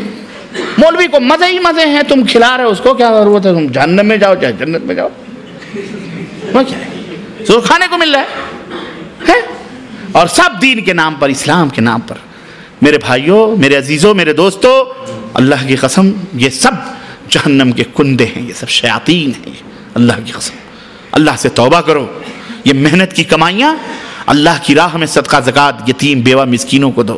ان ملانوں کو مت دو جو نیاز اور فاتح درگاہ مزار کے نام پر مانگتے ہیں لوگ. شد علم, چبوترے, جھنڈے گنڈے جو محلوں میں پوجتے ہیں, سب حرام شرک. یہ وسیلے لیتے ہیں, وسیلہ ہے. ان کو کھلانے سے اللہ راضی ہو جائے گا؟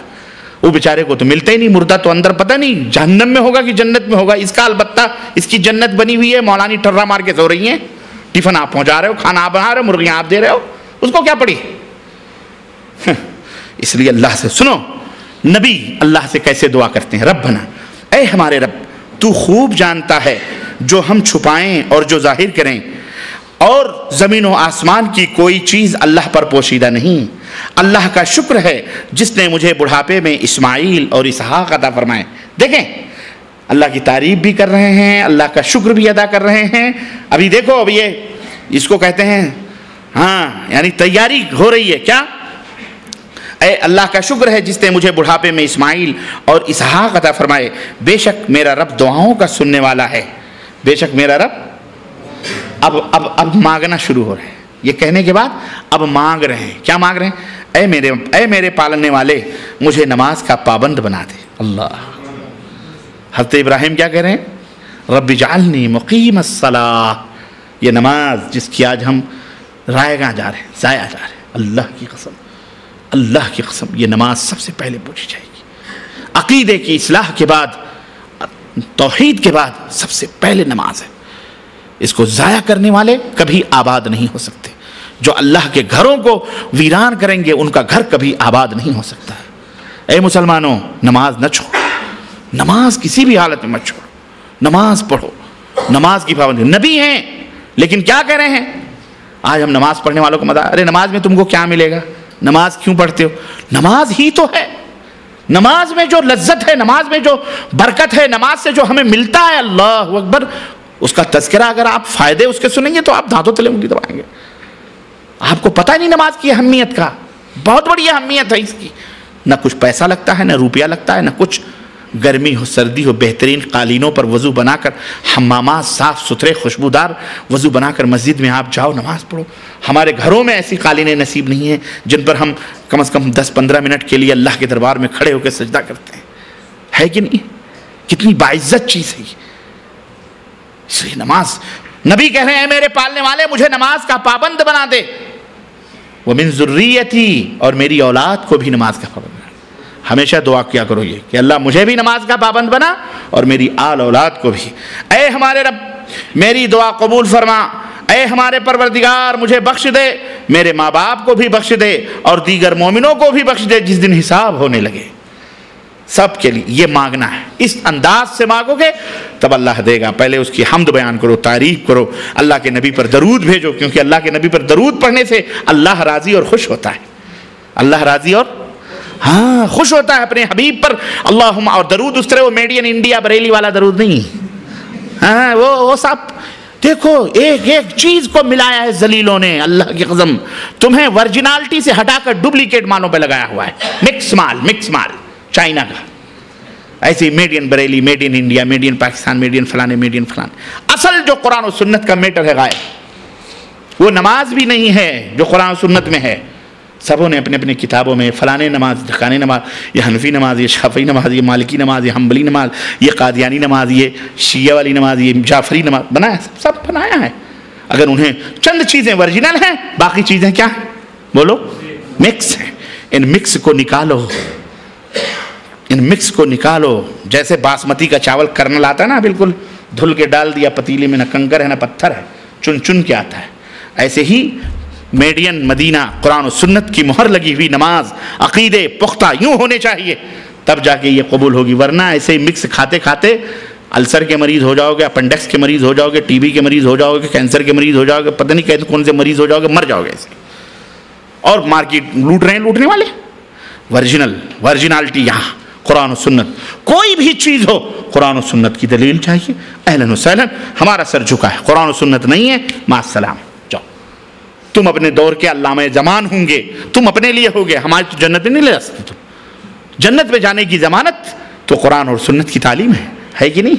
اس لیے میرے عزیزو، میرے دوستو، سنو، غور کریں آپ ذرا اس دعا پر کہ امام الحنفاء سیدنا ابراہیم علیہ السلام کی اس دعا میں کتنے آداب بیان کیے گئے ہیں۔ کیا؟ سب سے پہلے اللہ کی قدرت کاملہ کا اقرار کیا انہوں نے، پھر اس کے بعد اس کی حمد و ثنا بیان کی، پھر اصل مدعا سے پہلے اللہ کی تعریف کی، اللہ تو دعاؤں کا قبول کرنے والا ہے، مجیب الدعوات ہے۔ نمبر 4، اس سے قبل بھی دعا کی اجابت اور قبولیت کا ثبوت۔ نمبر 5، آخر میں چل کے اللہ کے حضور اپنی درخواست پیش کرتے ہیں کہ رب اغفر لی، اے اللہ مجھے معاف کر دے، مجھے بخش دے، میرے والدین کو بخش دے، وللمؤمنین، مومنوں کو بخش دے، یوم یقوم الحساب، جس دن حساب کا دن آئے گا۔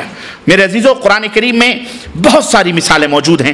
میں ان مثالوں کو صرف اگر نبیوں کی دعاؤں کو ذکر کروں، اللہ کی قسم صرف کتاب بن جائے گی، کتاب تیار ہو جائے گی، اور آپ پڑھیں گے، آپ کو اس میں لطف بھی آئے گا، ایمان بھی تازہ ہوگا، لیکن وقت نہیں ہے۔ میں نے ایک نمونہ آپ کو پیش کیا ہے کہ ہمیں بھی اسی طرح کی دعا اللہ تبارک و تعالیٰ سے مانگنی چاہیے۔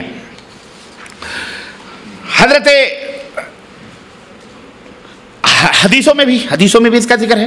حضرت انس بن مالک رضی اللہ تعالیٰ عنہ فرماتے ہیں کہ ایک بار میں نبی کریم صلی اللہ علیہ وسلم کی خدمت میں حاضر تھا، اور کچھ ہی دور ایک شخص کھڑا نماز پڑھ رہا تھا، جو رکوع اور سجدے اور تشہد سے فارغ ہوا تو دعا کرنے لگا، اور اپنی دعا میں کہہ رہا تھا کہ اللہم इन्नी अस्अलुका बिअन्न लकल हम्द ला इलाहा इल्ला अंतल मन्नानु बदीउस समावाति वल अर्द या ज़ल जलाल वल इकराम या हय्यु या क़य्यूम इन्नी अस्अलुकल जन्नह व अऊज़ु बिका मिनन नार।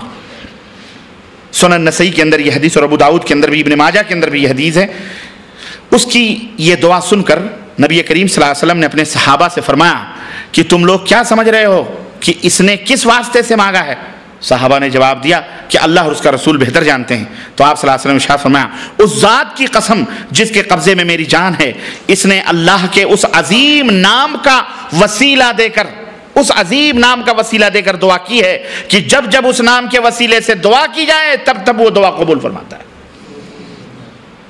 तो उसके नामों का वसीला लेकर दुआ करोगे तो अल्लाह ताला, बोलो, दुआओं को कबूल फरमाता है। और सवाल किया जाए तो अल्लाह तबारक ताला वो जरूर देता है। अब तर्जमा सुनो, उसने किस तरह की दुआ की थी, तर्जमा जरा सुन लो। उसने क्या कहा था अपनी दुआ में, जिसके बारे में अल्लाह के नबी ने इतनी बड़ी फजीलत बयान की? उसने कैसे की? ऐ अल्लाह, मैं तुझसे अपनी हाजत मांगता हूं उस वसीले से कि सारी तारीफ तेरे ही लिए ज़ैबा है, सारी तारीफ तेरे सिवा कोई माबूद नहीं। तू बहुत एहसान करने वाला है, आसमान और ज़मीन को एक निराले अंदाज से पैदा करने वाला है। कितनी बड़ी बड़ी तारीफ अल्लाह ताला की है। बदीउस समावाति वल अर्द है, ज़मीन आसमान को निराले अंदाज से पैदा करने वाला है। ऐ इज़्ज़त व जलाल वाले माबूद, ऐ हई, जिंदा रहने वाले माबूद, हर चीज़ को कायम रखने वाले माबूद, मैं आपसे जन्नत का सवाली हूँ और जहन्नम से पनाह चाहता हूँ। अस्अलुकल जन्नह व अऊज़ु बिका मिनन नार, तुझसे जन्नत चाहता हूँ और जहन्नम से पनाह चाहता हूँ। कितनी अच्छी दुआ है। इस पर अल्लाह के रसूल सल्लल्लाहु अलैहि वसल्लम ने उसको फरमाया कि इस मुख्तसर नगीन कितनी प्यारी दुआ कि जब जब अल्लाह से इस तरह की दुआ मांगी जाए तो अल्लाह ताला कबूल फरमाता है। तो इस आयत करीमा से और इस हदीस से, दलील से, वसीले की एक किस्म का हमको पता चला कि जब दुआ की जाए अल्लाह के नामों और अल्लाह के सिफात के वसीले से तो अल्लाह उन दुआओं को कबूल फरमाता है। दलील मौजूद है कुरान की और हदीस की भी आपके सामने आ गई। बात समझ गए कि नहीं समझ गए? दूसरा वसीला जायज़ है, ये भी वसीला जायज़। और दूसरा वसीला आमाले सालिहा का वसीला, आमाले सालिहा का वसीला लेना। आप जो अमल सालेह करते हैं, नमाज पढ़ते हैं, रोज़ा रखते हैं, हज करते हैं, ज़कात देते हैं, सदका करते हैं, खैरात करते हैं, नेकी करते हैं, एक दूसरे के ऊपर एहसान करते हैं, भलाई करते हैं, वालिदैन के साथ, बहन के साथ, भाइयों के साथ, जो कुछ भी आप नेकियां करते हैं, अपने दोस्त अहबाब के साथ मस्जिद बनवा देते हैं, सरायखाना बनवा देते हैं, उम्मत मुस्लिमा के लिए खैर और भलाई के लिए कुछ भी खिदमत कर देते हैं, ये सारे का सारा अमल सालेह है, नेक अमल है, अच्छा अमल है। सच बोलते हैं, झूठ नहीं बोलते, चोरी नहीं करते, चकारी नहीं करते, जलाक नहीं करते, बदकारी नहीं करते, ये सब फहश और मुनकरात और बेहयाइयों से बचते हैं, ये सब का सब अमल सालेह है। तो अपने अमल सालेह का वसीला लेना ये भी शरीयत के अंदर हलाल है, जायज़ है। इसकी और इस अमल में जितना खुलूस होगा उतने ही, समझो जितना घी डालोगे उतने ही माल चोखा होगा, जितनी शक्कर डालोगे उतनी ही, जितना खुलूस और लिलाहियत होगी उसी हिसाब से वो जो है आपकी दुआ कबूल होगी। और जितनी इसके अंदर मफाद और नमूद और रियाकारी होगी उतनी ही वो दुआ कबूल नहीं होगी। इसलिए मोमिन के लिए ज़रूरी है कि हर नेक काम पर सिर्फ़ और सिर्फ मुखलिसीन लहुद्दीन हुनफ़ा लिल्लाह का मुतालबा उससे है कि जब जब वो अल्लाह की इबादत करे तो खुशू और खुदू और अल्लाह की रज़ा और खुशी को पाने के लिए करे। चुनांचे हज़रत अबू उमामा फरमाते हैं कि एक शख्स नबी करीम सल्लल्लाहु अलैहि वसल्लम की खिदमत में हाजिर होकर अर्ज़ किया, उस शख्स के बारे में अल्लाह के नबी क्या फरमाते हैं, जो माले गनीमत के लिए जहाद करता है, मुसलमानों के साथ लड़ता है, लेकिन किस लिए? मकसद ये होता है लड़के जीत जाएंगे, माले गनीमत मिलेगी, लौंडी मिलेगी, सोना मिलेगा, चांदी मिलेगी, सब हीरे जवाहर मिलेंगे। आपने फरमाया लैसा लहू शै, उसके लिए कुछ भी नहीं है। साहिल ने यही बात तीन दफा कि वो नामो नमूद के लिए, दिखावे के लिए, आपने फरमाया उसके लिए कुछ भी नहीं है, कुछ भी नहीं। 3 दफा तो यही जवाब दे। फिर अल्लाह के रसूल सल्लल्लाहु अलैहि वसल्लम ने फरमाया, सुनो, इन्ना अल्लाह ला यक़बलु मिनल अमली इल्ला मा कान लहू खालिसन वब्तग़िया बिही वजहुहु। अल्लाह तबारक तआला सिर्फ वही अमल कबूल फरमाता है जो खालिस अल्लाह को खुश करने के लिए किया गया हो और उस अमल के जरिए उसकी मर्जी और उसकी रज़ा मतलूब हो। अल्लाह सिर्फ वही अमल कबूल फरमाता है, बकिया सारे अमाल मुँह पे मार दिए जाते हैं। ये जो मैं खड़ा हूँ, अगर ये अल्लाह की खुशी के लिए नहीं है तो ये भी बेकार है। हम आए हैं इतनी दूर से, अल्लाह की रज़ा और खुशनुदी नहीं, अपनी रियाकारी, नमूद, दिखावा, मुझे लोग अल्लामा कहें, मुझे लोग आलिम कहें, या आप कहें भी रब्बानी साहब के दर्स में गए थे, फलाना सीख के आए, अगर ये नीयतें हैं तो बेकार है, इसका कोई फ़ायदा नहीं है। अल्लाह हमें ऐसे रियाकारी और नमूद से महफूज रखे। اور اللہ ہمارے اس عمل کو عمل خالص لوجہ اللہ اللہ کے رضا کے لیے اللہ تعالیٰ اسے بنا دے، آمین یا رب العالمین۔ اللہ کے رسول صلی اللہ علیہ وسلم فرماتے، اور سنو کیوں اللہ مار دے گا منہ پہ؟ کیوں؟ اس لیے کہ اس دنیا میں اللہ کے ہاں مچھر کے پر کے برابر بھی اس کی کوئی حیثیت نہیں۔ اللہ کے رسول صلی اللہ علیہ وسلم فرماتے ہیں دنیا ملعونۃ ومنعون ما فیہا الا ما مبتغی بہ وجہ اللہ، دنیا خود بھی ملعون ہے اور اس کے اندر جو کچھ بھی ہے سب ملعون ہے سوائے اس چیز کے جس کے ذریعے رب کی رضا حاصل کی جائے، اللہ کی خوشی حاصل کی جائے، وہی محترم ہے اور وہی معزز ہے، باقی سب چیزیں کیا ہیں؟ ملعون ہیں۔ اس لیے ہر مومن کو چاہیے کہ اس کے پاس ایسے اعمال کا کچھ نہ کچھ ذخیرہ موجود ہو جس میں شرک کا کوئی بھی شائبہ موجود نہ ہو، اور خزانہ موجود ہو ایسا جس میں زیادہ سے زیادہ اللہ کی رضا اور اللہ کی خوشنودی موجود ہو۔ چنانچہ جو اللہ کا جتنا ہی مقرب ہوگا تو اس سے متعلق اللہ رب العزت نے ارشاد فرمایا کہ لئن سألنی لأعطینہ، اگر وہ مجھ سے مانگے گا تو میں اسے دوں گا، اگر اس نے میرے لیے عمل کیا ہے جب وہ مانگے گا میں اسے دوں گا۔ تو اس طرح سے ہمیں یہ معلوم ہوا میرے عزیزوں کہ عمل کا اعمال صالحہ کا وسیلہ لینا ہمارے لیے حلال ہے۔ چنانچہ قرآن کریم سے ایک مثال میں دے کر اور حدیث سے ایک مثال دے کر میں اپنی بات کو آگے بڑھاؤں کہ اعمال صالحہ کیسے۔ سنو، عیسیٰ علیہ السلام کے حواریوں کے ذکر میں اللہ تعالیٰ فرماتا ہے کہ انہوں نے دعا کی، کیا؟ ربنا آمنا بما انزلت واتبعنا الرسول فاکتبنا مع الشاہدین، اے ہمارے پالنہار معبود، ہم تیری اتاری ہوئی وحی پر ایمان لے آئے اور ہم نے تیرے رسول کی اتباع کی، اس لیے تو ہمارا نام گواہی دینے والوں کے ساتھ لکھ دے۔ تو رسول کی اتباع کرنا یہ نیک عمل ہے، اچھا عمل ہے کہ نہیں؟ بولو۔ انہوں نے رسول کی اتباع کو وسیلہ بنایا، انہوں نے ایمان کو وسیلہ بنایا۔ اس سے پتہ چلا کہ عمل صالح کو وسیلہ بنانا کیا ہے؟ حلال ہے اور جائز ہے۔ اسی طرح حدیث میں حضرت ابراہیم علیہ، مختصر واقعہ میں بیان کروں، حضرت ابراہیم، حضرت سارہ جو حضرت ابراہیم کی بیوی تھی، گئی، آپ کو واقعہ معلوم ہوگا، فرعون کے بستی میں پہنچے، بڑی خوبصورت تھی حضرت سارہ، دنیا کی سب سے حسین ترین عورت تھی حضرت ابراہیم کی بیوی۔ چنانچہ فرعون کی خبیث کی یہ عادت تھی کہ جب بھی کسی خوبصورت عورت کو دیکھتا تھا تو وہ اپنے محل سرا میں بلا لیتا تھا عیاشی کے لیے۔ تو حضرت ابراہیم علیہ السلام کو بلایا، اس نے کہا یہ کون ہے؟ تو بیوی ہوتی تو بلا لیتا، تو حضرت ابراہیم نے توریہ کیا، یعنی کیا کہا؟ یہ ہماری بہن ہے۔ اور حضرت سارہ سے کہا اسلام میں ہم سب بھائی بہن ہیں، ہر مومن ایک دوسرے کا بھائی ہے، اس نحس سے ہم دونوں اسلامی بھائی ہیں، تو ہم اس سے کہہ دیں گے کہ تم ہماری بہن ہو اور تم کہہ دینا ہمارے بھائی ہیں تو بچ جائیں گے۔ چنانچہ حضرت ابراہیم نے کہا یہ ہماری بہن ہے، لیکن اس کے باوجود بھی اس خبیث نے کیا کیا؟ حضرت سارہ کو گرفتار کروایا اور اپنے محل میں بلوایا۔ چنانچہ جب بدنیتی کے ساتھ اس نے اپنا ہاتھ بڑھانا چاہا حضرت سارہ پر، تو حضرت سارہ باوضو ہو کر نماز پڑھنے لگی اور اللہ تبارک تعالیٰ سے انہوں نے دعا کرنے لگی، اور اللہ سے کیا دعا کی محل میں؟ اللہم ان کنت تعلم انی آمنت بک وبرسولک واحسنت فرجی الا علی زوجی فلا تسلط علی الکافر، اے اللہ تو جانتا ہے کہ میں تجھ پر ایمان لائی ہوں، تیرے رسول پر بھی ایمان لائی ہوں، تجھ پر بھی ایمان لائی ہوں، تیرے رسول پر بھی ایمان لائی ہوں، اور میں نے اپنے شوہر کے علاوہ شرمگاہ کی حفاظت کی ہے، میں کبھی زنا نہیں میں نے کروایا ہے، میں نے اپنے تو یہ عمل ہے نا، زنا نہ کرنا، بے حیائی سے بچنا، یہ عمل صالح ہے۔ انہوں نے عمل صالح کو وسیلہ بنایا، اے اللہ تو یہ جانتا ہے، مجھے اس ظالم سے نجات دے دے، اس کافر سے نجات دے دے۔ چنانچہ حدیثوں میں آتا ہے کہ آپ نے ابھی اپنی دعا سے ہاتھ بھی نیچے نہ اٹھائے کہ اس فرعون کے اوپر مرغی طاری ہو گئی اور تشنج کا شکار ہو گیا، وہیں پتھر بن کر کے کھڑا ہو گیا، کیفیت طاری ہو گئی، یعنی ایسا جام ہو گیا اس کا ہاتھ اور پیر کہ وہیں گر گرانے لگا، روزانہ میرے لیے دعا کر دے تو جادوگرنی ہے، میرے لیے دعا کر دے تو جادوگرنی ہے، میں تجھے چھوڑ دوں گا۔ تب انہوں نے اللہ سے دعا کی، پھر اس کو اللہ تعالیٰ نے اس کی اپنی ایسی حیات پہ لوٹا۔ تو یہاں پر دلیل اس بات کی کیا ہے کہ حضرت سارہ نے کیا کہا؟ میں نے تیرے اوپر ایمان لائی ہوں، تیرے نبی پر ایمان لائی ہوں، میں نے اپنی شرمگاہ کو اپنے شوہر کے علاوہ کسی کے لیے حلال نہیں کیا ہے۔ تو عمل صالح کو وسیلہ بنایا تو اللہ تبارک تعالیٰ نے ان کی دعا کو کیا کیا؟ قبول فرمایا۔ تو عمل صالح کو وسیلہ بنانا بھی جائز ہے۔ اور حدیث کی دلیل ایک اور میں آپ کو بتاؤں، اور آپ کو معلوم ہے وہ 3 غار والوں کی روایت آپ سب میں سمجھتا ہوں بچپن میں بھی پڑھے ہوں گے کہ 3 آدمی تھے، غار میں گئے اور غار کا وہ اٹھک گیا تو انہوں نے کہا، ایک نے کہا میں اپنے ماں باپ کی خدمت کرتا تھا، اللہ مجھے غار پتھر ہٹا دے، پتھر ہٹ گیا۔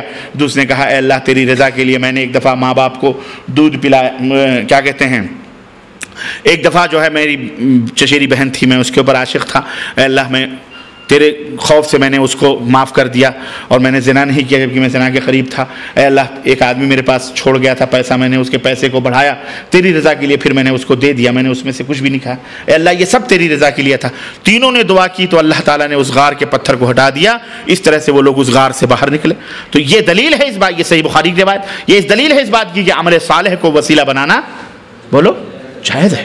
آپ بھی نماز پڑھتے ہو، اے اللہ میں نے فلاں کو صدقہ دیا، خیرات دیا، اے اللہ میں نے آج کی نماز پڑھی ہے، اے اللہ تیری رضا کے لیے کی، اے اللہ میں غریب ہوں، میں مجھے روزی دے دے، میں بیمار ہوں مجھے شفا دے دے، میرے بچے بیمار، اس طرح سے اللہ سے نمازوں میں اس سے اپنے عمل صالح کا آپ وسیلہ لیں، دعا کریں، آپ کے لیے حلال ہے، جائز ہے، جیسا کہ حدیث سے ثابت ہے۔ اچھا، تیسری اور آخری چیز کیا ہے جس سے کہ وسیلہ لینا جائز ہے، اور اس سلسلے میں بہت ساری روایات موجود ہیں، وہ ہے نیک اور صالح لوگوں کی دعاؤں کا وسیلہ۔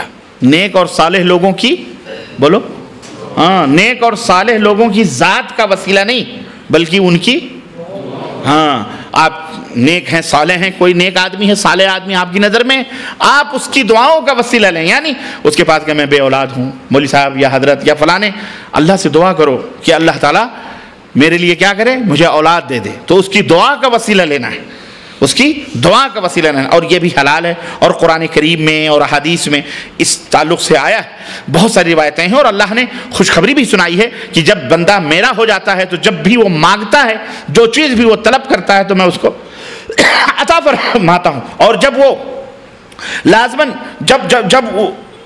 جب وہ میری پناہ میں آنا چاہتا ہے تو میں اسے یقیناً پناہ دیتا ہوں۔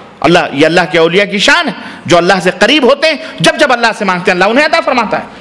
تو ایسے نیک اور صالحین سے دعا کی درخواست کرنا جو زندہ ہیں، آپ کے سامنے ہیں، کیا ہے، یہ حلال ہے، جائز ہے۔ چنانچہ قرآن کریم میں دیکھیے حضرت یعقوب اور حضرت یوسف علیہ السلام کا واقعہ، یوسف کے بھائیوں نے یوسف علیہ السلام کو کیا کیا، زندہ کنویں میں ڈھکیل دیا۔ المہم ایک زمانہ آیا، سارے جمع ہو گئے، ماں باپ بھائی بہن سب جمع ہو گئے، اور جب یوسف علیہ السلام کے بھائیوں نے دیکھا یہ میرا بھائی ہے جس کو ہم نے کنویں میں ڈھکیلا تھا، آج تو یہ وزیر خزانہ بنا ہوا، اب تو کچھ، تو باپ سے غلطی تو ان سے ہوئی تھی، تو انہوں نے کیا کہا اپنے باپ سے، نبی تھے ان کے باپ، کہتے ہیں یا ابانا استغفر لنا ذنوبنا اننا كنا خاطئین، سورہ یوسف آیت نمبر 97، اے میرے ابا اللہ سے ہمارے لیے گناہوں کی معافی طلب کر دیجئے، اللہ سے ہمارے لیے گناہوں کی، ہاں وہ خود بھی کر سکتے تھے لیکن ابا نبی ہیں، نیک ہیں، اے اللہ ہم اے ابا آپ اللہ سے ہمارے لیے معافی مانگیے، کیونکہ آپ اللہ کے نیک بندے ہیں، آپ اللہ سے کہیں گے تو اللہ آپ کی ضرور سنے گا۔ ایسے لوگوں سے دعا کروانا، ہاں ایسے لوگوں سے، ہاں یہ حلال ہے، جائز ہے، اس طرح سے۔ اسی طرح سے حضرت یعقوب علیہ السلام نے کیا فرمایا، قال سوف استغفر لکم ربی، کہا ہاں اچھا میں جلدی تمہارے لیے اپنے پروردگار سے بخشش مانگوں گا، وہ بہت بخشنے والا اور نہایت ہی مہربان ہے۔ اسی طرح سے احادیث میں بھی یہ قرآن کی دلیل ہے، اس سے دلیل پتہ چلتا ہے کہ نیک اور صالح لوگوں کی دعاؤں کا وسیلہ لینا بولو جائز ہے۔ حضرت عکاشہ ابن محصن نبی صلی اللہ علیہ وسلم کی خدمت میں بیٹھے ہوئے، ایک لمبی روایت ہے، اللہ کے نبی نے فرمایا ایسے لوگ بغیر حساب و کتاب کے جنت میں جائیں گے، ہماری امت کے 70,000 لوگ بغیر حساب و کتاب جنت میں جائیں گے۔ حضرت عکاشہ ابن محصن بیٹھے تھے، انہوں نے کہا اللہ کے نبی میرے لیے دعا کر دیجئے کہ میں بھی انہی لوگوں میں سے ہو جاؤں، تو اللہ کے نبی نے کہا انت منہم، میں اللہ سے دعا کرتا ہوں تو بھی انہی لوگوں میں سے، اللہ۔ اور یہ حضرت عکاشہ ابن محصن کون ہے معلوم ہے؟ بولو، کوئی نہیں جانتا؟ عکاشہ ابن محصن بدری صحابی ہیں، جنگ بدر میں شریک تھے، اللہ کے رسول صلی اللہ علیہ وسلم کی خدمت میں جب اللہ کے نبی نے بدر کی پہاڑی پر چھوٹی سی کٹیا بیٹھی اللہ سے دعا کر رہے تھے، لڑتے لڑتے ان کی تلوار ٹوٹ گئی، دوڑے دوڑے پلٹ کے نبی صلی اللہ علیہ وسلم کی خدمت میں آئے، کہنے کہ اللہ کے نبی کافروں کو مارتے مارتے میری تلوار ٹوٹ گئی۔ اللہ کے نبی نے اسی جھوپڑی سے ایک کھجور کی شاخ کھینچی اور کہا جاؤ لڑو۔ چنانچہ کہتے ہیں حضرت عکاشہ ابن محصن جب میں وہ ڈنڈی لے کر کے میدان میں کودا تو تیز ترار تلوار بن گئی اللہ کے فضل سے۔ یہ ہیں حضرت عکاشہ ابن محصن، یہ ہیں، کہتے ہیں زندگی بھر وہ تلوار میرے پاس رہی، پھر دوسرے لوگوں کے پاس رہی، چلتی رہی وہ تلوار، وہ لکڑی تلوار بنی۔ یہ معجزہ تھا اللہ کے نبی صلی اللہ علیہ وسلم کا، زندہ معجزہ تھا، یہ ہیں اللہ. جب سنا کہ اللہ کے نبی کہتے ہیں 70,000 بغیر حساب و کتاب کے جنت میں جائیں گے، موقع غنیمت سمجھا. کہا اللہ کے نبی میرے لیے بھی دعا کر دو. اللہ کے نبی نے کہا انت منہم، اے عکاشہ تو انہی میں سے. اللہ اکبر. دعا کی درخواست کرنا. ایک دوسرے صحابی کھڑے ہوئے، اللہ کے نبی نے میرے لیے بھی دعا کر دو میں بھی. تو اللہ کے نبی کہا سبق عکاشہ تم سے بازی لے گئے. عکاشہ تم سے یہ جامع یہ بزم میں ہے یا کوتاہ دستی میں ہے محرومی، جو بڑھ کر خود اٹھا لے ہاتھ میں مینا اسی کا ہے. یہاں تو محرومی نہیں، دعا مانگ لی خلاص. تو اس سے یہ پتہ چلتا ہے کہ اللہ کے رسول صلی اللہ علیہ وسلم سے صحابہ کرام دعا کی درخواست کرتے تھے. ایک بدو آیا، بڑی روایتیں. حضرت انس کہتے ہیں کہ جمعے کا دن تھا، اللہ کے نبی ممبر پر خطبہ دے رہے تھے. ایک بدو آیا اور اس نے کہا اے اللہ کے دروازے کی طرف جو ممبر کھلتا تھا اسی طرف سے آیا اور اس نے کہا کھڑے ہو کر کے خطبہ ہو رہا ہے. اسی خطبے کے دوران اس چلانے لگا. اس نے کہا اللہ کے نبی مال برباد ہو گئے، اہل و عیال بھوکے ہیں، چوپائے اونٹ گھوڑے بکریاں مر رہی ہیں، بھوک لگی ہے، پیاسے، راستہ ختم ہو چکا ہے، دعا کرو اللہ تعالیٰ بارش برسائے. اللہ کے نبی نے جب اس بدو سے یہ باتیں سنی، آپ نے ہاتھ اٹھائے اور کہا اللہم اغثنا، اللہم اغثنا، اے اللہ ہماری فریاد رسی فرما، اے اللہ ہماری فریاد کو پہنچ، اللہم اغثنا، اے اللہ ہماری فریاد کو پہنچ. صحابہ کہتے ہیں ابھی نبی کے ہاتھ نیچے بھی نہ گرے تھے، آسمان پر کوئی بدلی تک نہ تھی کہ آسمانوں پر بدلیوں کی گھنگھور گھٹائیں چھا گئیں اور برسات برسنے لگی. اور اتنی بارش ہوئی کہ قسم ہے اللہ کی کہ ہم لوگ بھیگتے بھیگتے اپنے گھروں کو گئے. اور 1 ہفتے تک بارش ہوتی رہی. کتنے؟ 1 ہفتے تک مسلسل. دوسری جمعہ کو اللہ کے نبی خطبہ دینے کھڑے تھے، خطبہ دے رہے تھے، وہی اعرابی پھر آیا اور اسی دروازے سے آیا اور دوسری جمعہ کو اسی دروازے سے حاضر ہو کر کے اس نے کہا کہ کہنے لگا یا رسول اللہ مکانات گر گئے، گھر منہدم ہو گئے، راستے بند ہو گئے، جانور ہلاک ہو گئے، گھاس بھوس بہہ گئے، دعا کرو یہ بارش تھم جائے، دعا کرو یہ بارش. اللہ کے نبی نے فوراً اس کی مسکرائے. اللہ کے نبی خطبہ دیتے دیتے مسکرائے اور اپنے دونوں ہاتھ کو اٹھایا. اللہم حوالینا ولا علینا، اے اللہ اس بارش کو ہمارے ارد گرد کر دے، ہمارے مدینے سے بارش کو ہٹا لے. صحابہ کہتے ہیں اے اللہ کی قسم آپ یہ دعائیہ کلمات پڑھتے جاتے اور آسمان کی طرف اپنے دست مبارک سے اشارہ کرتے جاتے، آپ جس طرف اشارہ فرماتے بدلیاں ادھر کو ہو لیتی تھی. اللہ، یہ معجزہ تھا ہمارے نبی حضرت محمد الرسول اللہ. کیوں نہ ہو سید الانبیاء ہیں. دعا کریں. اللہ اکبر. میرے عزیزو آج تم بھی بنو نا تو یہ شمس و قمر، یہ چاند ستارے سب تمہارے غلام بن جائیں، تمہارے غلام بن جائیں. ہم نے بھی سمندر میں بنائے ہیں، رستے کی نہیں بنائے ہیں. بولو دشت تو دشت ہے، دریا بھی نہ چھوڑے ہم نے، بحر ظلمات میں دوڑا دیے گھوڑے ہم نے. اللہ اکبر. ہم نبی کے غلام ہیں. جب نبی کا تو یہ کہہ رہے ہیں کہ نماز ختم ہوئی، مدینے میں پانی کا ایک قطرہ بھی نہیں گر رہا تھا اور ہم لوگ دھوپ میں گھروں کو اپنے چل رہے تھے. تو یہ اس طرح سے پتہ چلتا ہے، اس سے پتہ چلتا ہے کہ نبی علیہ الصلوۃ والسلام سے دعا کی درخواست کرنا کیا ہے. لیکن آپ کی زندگی میں آپ کی کیوں؟ اس لیے کہ نبی کے وفات کے بعد صحابہ کرام نبی صلی اللہ علیہ وسلم کی قبر کے پاس جا کر کے وہاں نبی سے درخواست نہیں کرتے تھے کہ آپ دعا کرو بارش ہو جائے.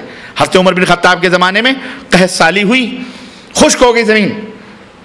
اللہ کے نبی کی قبر کے پاس نہیں گئے مدینے میں، بلکہ اللہ کے نبی کے چچا زندہ تھے، ان کو لیا اور لے کر کے گئے اور جا کر کے ان سے دعا کی درخواست کروائی اور اللہ تعالیٰ سے کہا اے اللہ جب تک میرے نبی ہم میں موجود تھے تب تک تو ہم ان سے دعا کرواتے تھے، آج ہمارے نبی ہمیں موجود نہیں، ان کے چچا کو لایا ہوں، اے اللہ ان کی دعا قبول فرما، بارش نازل فرما. حضرت عباس نے دعا کی، اللہ تعالیٰ نے ان کی دعا کو قبول فرمائی. یہ 3 وسیلے ہیں جو جائز ہیں میرے عزیزو، جائز ہیں اور ان 3 وسیلے لیے جا سکتے ہیں. اس کے علاوہ جتنے بھی دوسرے وسیلے ہیں وہ تمام کے تمام حرام ہیں اور ممنوع ہیں اور شرکیاں ہیں. میں مختصراً 2-3 منٹ میں اپنی بات کو ختم کر دوں تاکہ زیادہ آپ کا وقت نہ لوں میں. یہ پورے خلاصہ یہ ہوا کہ یہ 3 طرح کے وسیلے حلال ہیں. باقی کسی کی ذات کا وسیلہ لینا، کسی کی عظمت اور اس کے رتبے اور مرتبے کا وسیلہ لینا، کسی کے حق کا وسیلہ لینا، کسی کی کوئی غیر موجود ہے، مر چکا ہے، نبی ہو یا رسول ہو یا کوئی بھی ہو، اس کا وسیلہ لینا، یہ تمام کی تمام میرے عزیزو بدعات بھی ہیں، شرک بھی ہیں، حرام بھی ہیں. ان تمام سب چیزوں سے بچنا چاہیے، اور ان کی دلیلیں قرآن و حدیث کے اندر موجود ہیں. اس کے لیے اردو زبان میں بہت ساری کتابیں ہیں، چنانچہ علامہ البانی رحمۃ اللہ علیہ کی، اور بہت سارے علامہ شیخ محمد بن عثیمین رحمۃ اللہ علیہ کی، اور بہت سارے علماء کی کتابیں اردو زبان میں موجود ہیں. آپ اس کو پڑھیں، کیسٹیں موجود ہیں، آپ اس کو سنیں. میں نے یہ چابی دے دی ہے آپ حضرات کو، آپ اس کو کھول کر کے دیکھیں. تو یہ وسیلے کے تعلق سے چند باتیں تھیں. اس میں ایک بات آتی ہے قبروں کی زیارت کی، تو ظاہر ہے کہ آدمی قبرستان کی زیارت کرے. اللہ کے رسول صلی اللہ علیہ وسلم نے فرمایا ہے کہ زور القبور فإنها تذکرکم الآخرہ. جب نبی علیہ السلام نے امت مسلمہ کے ایمان اور عقیدے کو دیکھا، ٹٹولا پختہ ہوئے، پہلے منع کیا تھا قبرستان نہیں جانا، کسی قبر کے پاس نہیں جانا.